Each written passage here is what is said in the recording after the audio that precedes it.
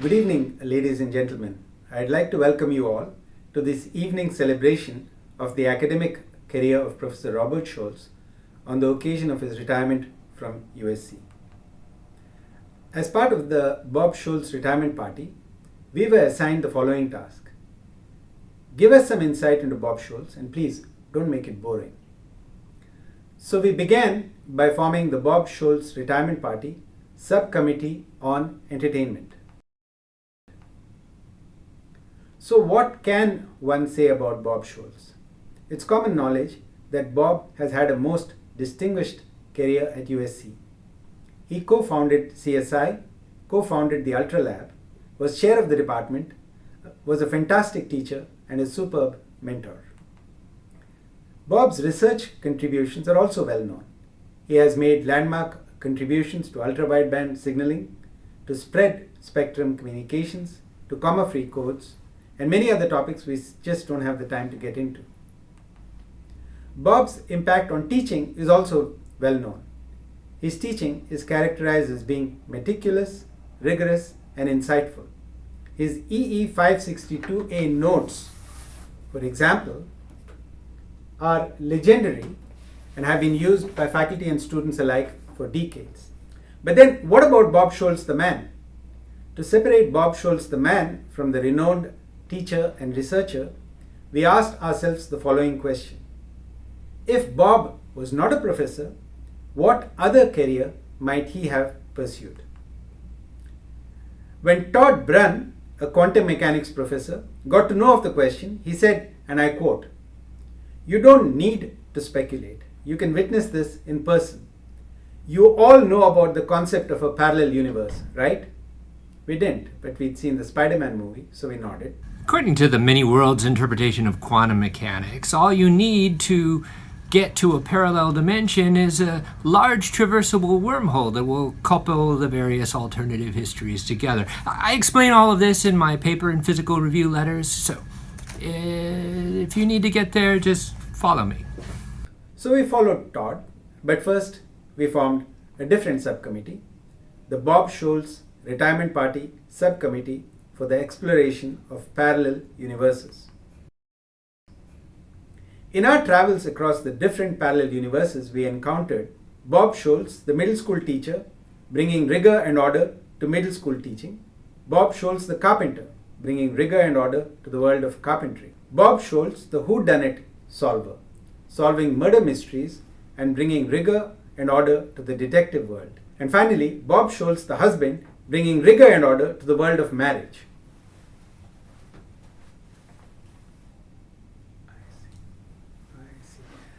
I'm sorry, I take that back. I've just been informed that in the world of marriage, it was Lolly Scholtz who brought rigor and order.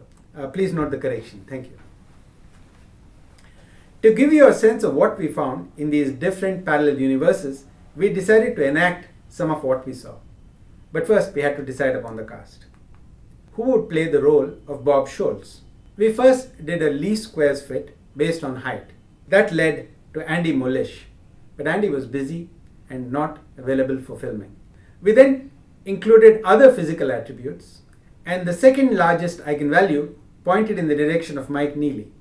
So Mike Neely was cast as Bob Scholtz. Who would play the role of Lolly Scholtz? Well, Lolly was kind enough to play the role herself. We now present Bob Scholtz, the middle school teacher.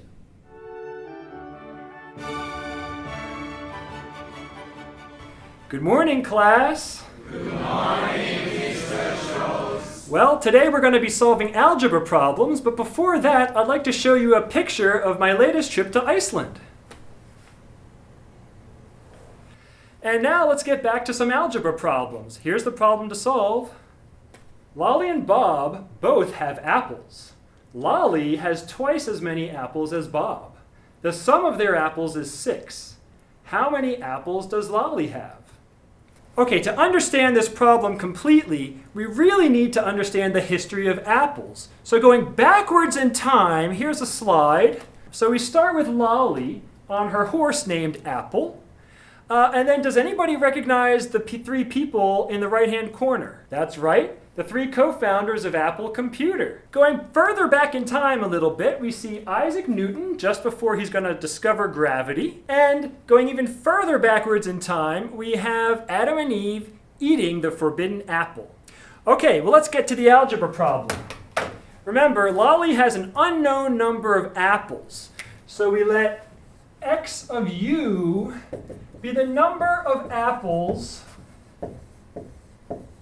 Lolly has. Now we remember that x is a mapping from the universal set of all fruit allocations that are possible to the real numbers. Any questions? We now present Bob Scholtz, the carpenter. This is sometime in the 18th century.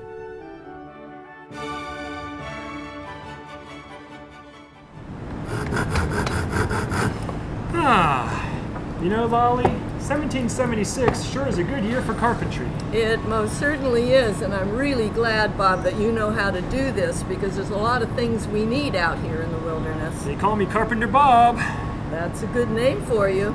Well, I'm working on the nails, and it's coming out pretty good. I'm sure glad my grandfather, who was a blacksmith, taught me how to do this, because you need the nails to put your wood together. These look like fine nails. Oh, look, here comes a student. Yeah. Dear Carpenter Bob, can I talk to you about one carpentry problem? Well, of course, it's my office hours. Oh, great. I want to know the best way to build a chair. Well, to build a chair, first you'll need some nails from Lolly.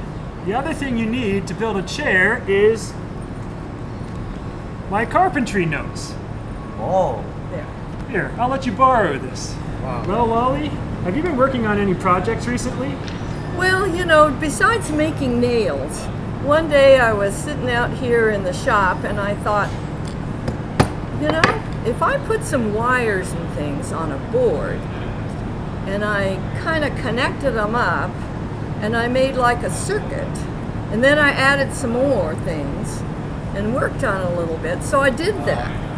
And then I worked some more on it and I figured it out and I gave it instructions and it worked. Well, let's see. And what I came up with, I think you're going to like, I call it a computer.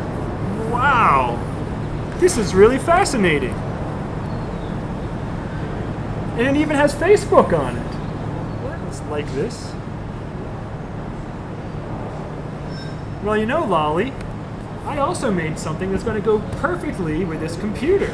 Fantastic. I call it a wooden box. You know, you can put it right down on the table, and you put the computer on the box, and we can call it a box top computer. Hey. We now present Bob Scholtz, the whodunit solver, solving murder mysteries sometime in the 1930s.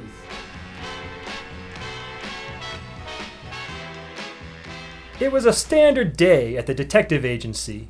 I just put the cuffs on a class of second-rate art thieves. I was typing up my notes when she walked in.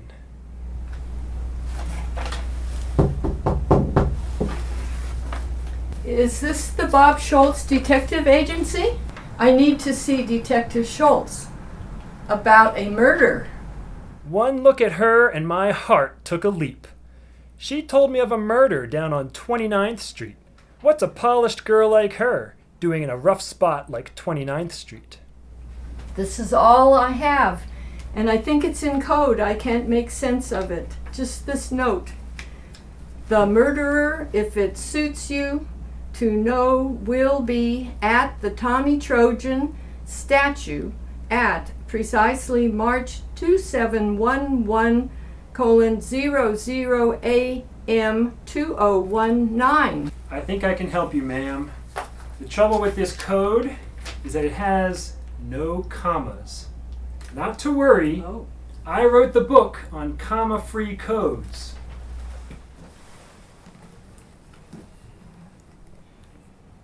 You see, ma'am, if you know how to put the commas in the right place, the meaning will be revealed.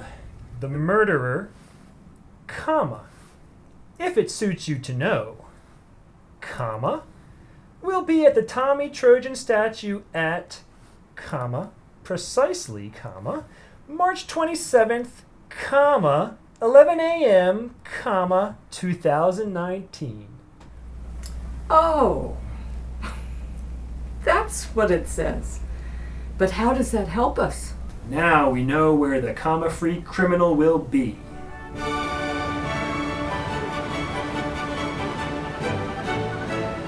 Aha!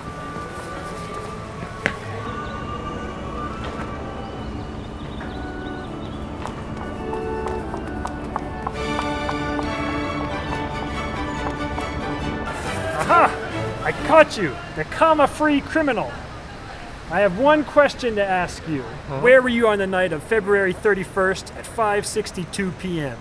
I was at home studying stochastic processes exam.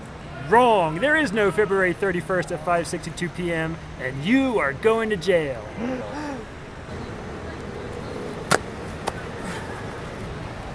Oh no, you shot my husband to be. Oh, Bob, I helped you catch the murderer and now he shot you. Don't worry, my dear. I always wear protection on cases like these. You're all right? Are you sure it didn't go through the paper? Don't worry, my dear. No bullet could penetrate this material. It never even got through autocorrelation functions. And that's it for us.